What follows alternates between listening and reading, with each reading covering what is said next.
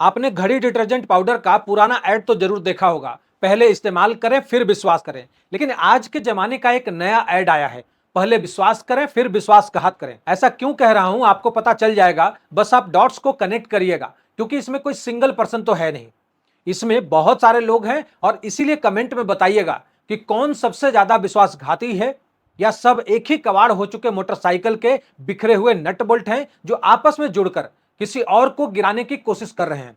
दोस्तों, आज के इस खास एपिसोड में हम बात करने जा रहे हैं जंतर मंतर पर चल रहे कॉकरोच जनता पार्टी के उस धरने की, जिसके बारे में चर्चा करना आज के समय में बेहद लाजमी हो चुका है। सोशल मीडिया पर इस वक्त सोनम वांगचुक के स्वास्थ्य और उनकी स्थिति को लेकर तरह तरह की बातें की जा रही है।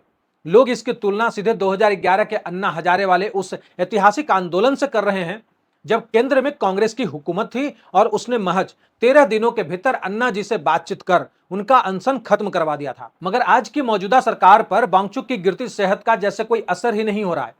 शासन उनकी आवाज को पूरी तरह से अनसुना कर रहा है। दूसरी तरफ इस पूरे घटनाक्रम में कॉकरोच जनता पार्टी, यूट्यूबर ध्रुव राठी और हर्ष छिकारा जैसे चेहरे अब जमीन पर बेहद सक्रिय दिखाई दे रहे हैं। इसके साथ ही मिलियंस में फैन फॉलोइंग रखने वाले तमाम वामपंथी विचारधारा के पत्रकार लगातार इंटरनेट पर देश के आम लोगों से जंतर मंतर कूच करने की अपील कर रहे हैं। लेकिन इन सब के बावजूद सबसे हैरान करने वाली बात यह है कि जंतर मंतर के धरना स्थल पर वैसी जन भावना या फिर भीड़ नजर नहीं आ रही है। अब यहां पर एक बहुत बड़ा वाजिब प्रश्न खड़ा होता है, जिन चेहरों के सोशल मीडिया पर करोड़ों चाहने वाले हो और जिनकी तादाद एक दो नहीं बल्कि सैकड़ों में हो, उनके एक इशारे पर भी देश की जनता सड़कों पर उतरने को राजी क्यों नहीं है? आखिर इस जन उदासीनता की असली वजह क्या है? क्या लद्दाख के आंदोलनकारी सोनम वांगचुक राजनीतिक चक्रव्यूह में बुरी तरह से फंस चुके हैं? और अगर वे वाकई में फंस गए हैं तो जनता का उनसे किनारा कर लेने का मुख्य कारण क्या है? इस पूरे परिदृश्य के पीछे एक बहुत बड़ा नाम सामने आ रहा है, अरविंद केजरीवाल और उनकी आम आदमी पार्टी की।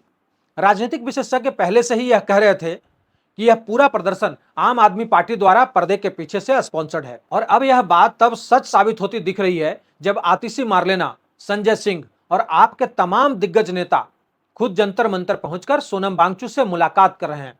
आप सोशल मीडिया पर संजय सिंह के बयानों और ट्वीट्स को देख सकते हैं, जहां वे लगातार जैन जी को भड़काने और सड़कों पर लाने की पुरजोर कोशिश कर रहे हैं।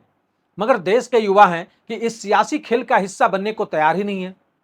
संजय सिंह और अरविंद केजरीवाल को देश को यह जवाब देना चाहिए कि आखिर युवा उनके आह्वान पर बाहर क्यों नहीं आ रहे हैं।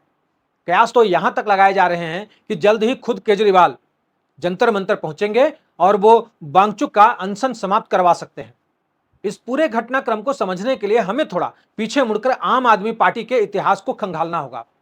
अरविंद केजरीवाल ने अतीत में अन्ना हजारे के साफ सुथरे अक्स का बखूबी इस्तेमाल किया था। अन्ना जी एक बुजुर्ग और सादगी पसंद इंसान थे, जिन्होंने महाराष्ट्र के रालेगंज सिद्धि में ग्रामीण विकास के लिए लंबी लड़ाइयां लड़ी थी। देश की जनता उनको दूसरा गांधी मानती थी और इसी पावन छवि को केजरीवाल ने भुनाया। केजरीवाल यूं तो 2004 से ही आरटीआई एक्टिविस्ट के रूप में सक्रिय थे, मगर 2010 में उनकी नजर तत्कालीन प्रधानमंत्री मनमोहन सिंह को भेजे गए जन लोकपाल बिल के एक पत्र पर पड़ी, जिस पर अन्ना हजारे और प्रशांत भूषण के पिता शांति भूषण के दस्तखत थे।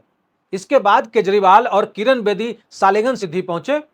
अन्ना जी को राष्ट्रीय स्तर पर आधुनिक गांधी बनाने का सपना दिखाया गया और इस तरह इंडिया अगेंस्ट करप्शन के बैनर तले एक महा आंदोलन खड़ा हुआ। देशवासियों से ईमानदारी के बड़े बड़े वादे किए गए और देखते ही देखते यह आंदोलन दिल्ली से निकलकर पूरे देश के शहरों में फैल गया। मगर इस जन क्रांति का हश्र क्या हुआ?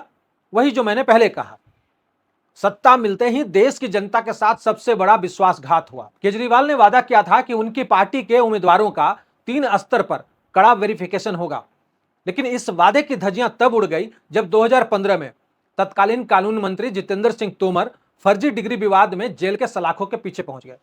2016 में महिला एवं कल्याण विकास मंत्री संदीप कुमार एक कथित सेक्स स्कैंडल और महिलाओं के शोषण के आरोप के बाद सलाखों के पीछे पहुंच गए।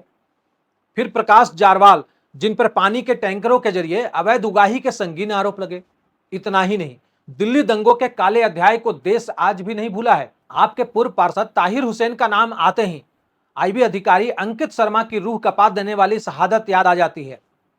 17 से 24 फरवरी 2020 के दौरान जब अमेरिकी राष्ट्रपति डोनाल्ड ट्रंप भारत के दौरे पर थे, और देश में सीए के खिलाफ प्रदर्शन चल रहे थे, तब अंतर्राष्ट्रीय मीडिया की मौजूदगी का फायदा उठाकर दिल्ली को सांप्रदायिक दंगों की आग में झोंक दिया गया।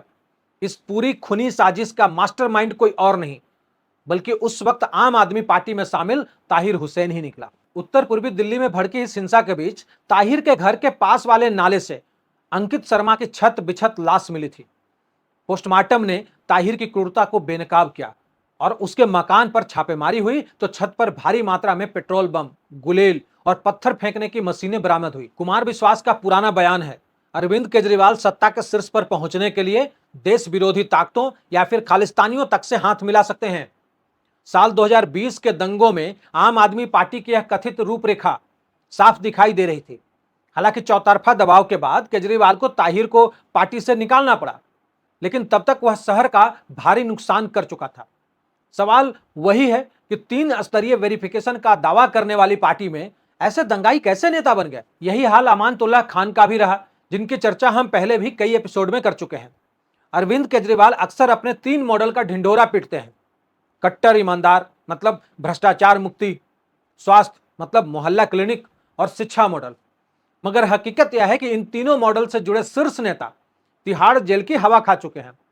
अब बात करते हैं अभिजीत दीपके और विजेता ढैया जैसे चेहरों की, जो आम आदमी पार्टी से वैचारिक रूप से जुड़े हुए हैं। उन्होंने कभी भारत में छात्रों या फिर आम लोगों के हकों के लिए जमीन पर कोई लाठी नहीं खाई है। वे अचानक 7 समंदर पार अमेरिका में बैठकर बयानबाजी करते हैं, एक नई विंग तैयार करते हैं और भारत में आंदोलन खड़ा करने की रूपरेखा बनाते हैं। भला देश की जनता ऐसे लोगों पर कैसे यकीन कर ले। अमेरिका में बैठा एक युवक सोशल मीडिया पर एक्टिव होता है। ध्रुव राठी अपने करोड़ों फॉलोवर से उसे प्रमोट करने को कहते हैं और उन्हें मुगालता हो जाता है कि वे भारत के युवाओं को भड़का देंगे। उनको गलतफहमी हो गई है। उन्होंने सोचा था कि जैसे अन्ना हजारे के समय गिरफ्तारियां हुई थी, वैसे ही सरकार अभिजीत दीपके को गिरफ्तार कर उन्हें शहीद का दर्जा दे देगी। मगर सरकार ने ऐसा कुछ नहीं किया, क्योंकि वह इसकी वास्तविक विषाद को पहले ही भाप चुकी थी। इसकी औकात क्या है, सरकार ये पहले ही भाप चुकी थी। आमतौर पर कोई भी राजनीतिक दल ऐसे जन आंदोलनों में कूदकर उसका राजनीतिक माइलेज लेना चाहता है, लेकिन जंतर मंतर के इस धरने में आपके नेताओं के अलावा विपक्ष का कोई भी बड़ा चेहरा नजर नहीं आया। हालांकि अब खबर है कि उद्धव ठाकरे दूर से इसका समर्थन कर रहे हैं और कांग्रेस से भी इसमें शामिल होने की पैरवी कर रहे हैं, जो संभवतः केजरीवाल के इशारे पर ही हो रहा है। दिलचस्प बात यह है कि कांग्रेस सांसद राहुल गांधी खुद को इस तथाकथित कॉकरोच जनता पार्टी के ड्रामे से दूर रखकर राजस्थान में कोटा में छात्रों के बीच पेपर लीक के गंभीर मुद्दे पर सीधा संवाद कर रहे हैं। कांग्रेस और राहुल गांधी का इस धरने से दूरी बनाना यह साफ करता है कि इस आंदोलन की पटकथा कितनी खोखली और उसका अंजाम क्या होने वाला है। रही सही कसर तब पूरी हो गई जब इस मंच पर वामपंथी विचारधारा के अभिनेता प्रकाश राज पहुंचे, जिन्होंने खुले मंच से जय श्री राम के नारे का विरोध करते हुए जय संविधान की बात कही। वहीं मंच पर वामपंथी पृष्ठभूमि की महिलाएं धार्मिक नारेबाजी करती नजर आई। अगर सिंपल बात कहें तो आम पब्लिक यह समझ चुकी है कि इस धरने का मकसद शिक्षा मंत्री धर्मेंद्र प्रधान का इस्तीफा या फिर नीट के छात्रों को न्याय दिलाना कतई है ही नहीं, बल्कि इनका एक मात्र हिडन एजेंडा सिर्फ और सिर्फ पीएम नरेंद्र मोदी और सत्ता का अंधविश्वास करना है। जब ये तथाकथित आंदोलनकारी वैश्विक स्तर पर अपनी योजनाओं का आकलन करते हैं तो इन्हें अंदाजा नहीं होता कि देश की जनता इनकी चालें समझ चुकी है। याद कीजिए नेपाल का हालिया आंदोलन, जिससे लद्दाख में सोनम वांगचुक को भी सह मिली थी। लद्दाख में बीजेपी दफ्तर पर हमला हुआ, आगजनी हुई, 2-3 जानें गई और वांगचुक को हिरासत में ले लिया गया। इस अशांति का तार नेपाल और बांग्लादेश से जुड़े हैं। बांग्लादेश के अंतरिम प्रमुख मोहम्मद यूनुस, जिन्हें दुनिया का सबसे बड़ा नोबेल पुरस्कार मिल चुका है, उनसे सोनम वांगचुक पहले ही गले मिल चुके हैं। मगर जब यूनुस ने बांग्लादेश की कमान संभाली तो उनके असली मंसूबे पूरी दुनिया के सामने आ गए कि वे किस तरह की राजनीति को प्रश्रय दे रहे हैं। ऐसे अंतर्राष्ट्रीय तत्वों का समर्थन मिलने के बाद भले ही वांगचुक के नाम कई वैज्ञानिक आविष्कार और शैक्षणिक सुधार दर्ज हों, लेकिन उनकी वर्तमान राजनीतिक भूमिका बेहद संदिग्ध हो जाती है। नेपाल में भी यही हुआ। युवा नेता बालेन शाह प्रधानमंत्री पद की होड़ में आए, एक नौजवान गृह मंत्री बना और आज नतीजा क्या है? वही आम जनता आज बालेन शाह की सरकार के खिलाफ भ्रष्टाचार को लेकर सड़कों पर हिंसक प्रदर्शन कर रही है। नेपाल में सरकारी संपत्तियों को जो नुकसान पहुंचाया गया है, उससे यह साफ हो गया कि इन आंदोलनों का अंतिम लक्ष्य देश का विकास नहीं बल्कि विशुद्ध रूप से सत्ता हथियाना है।